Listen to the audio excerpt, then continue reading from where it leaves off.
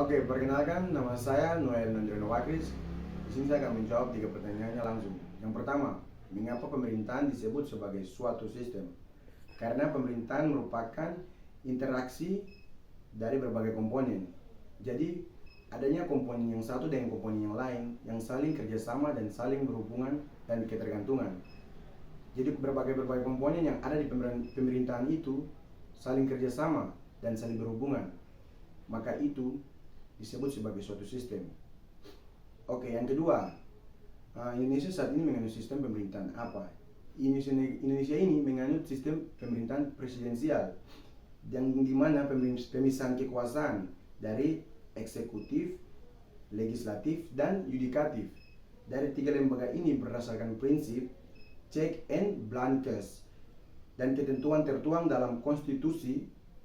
Tertuang dalam konstitusi, namun diperlukan langkah penyempurnaan, terutama pengaturan atas pembatasan kekuasaan dari 3 lembaga ini. 3 lembaga ini memiliki kekuasaan, cumanya ada batas-batas dari kekuasaan masing-masing dari kekuasaan 3 lembaga ini. Dan di mana negara kita ini menganut sistem presidensial yang berkuasa, cuma ada batas-batasnya dalam 3 lembaga ini. Yang pertama legislatif, eksekutif, dan yudikatif. Oke, yang ketiga, bagaimana penyelenggaraan di pemerintahan Republik Indonesia saat ini? Jadi negara Republik Indonesia kita ini setelah amandemen UUD 1945 menganut sistem presidensial yang disebut juga dengan sistem kongresional.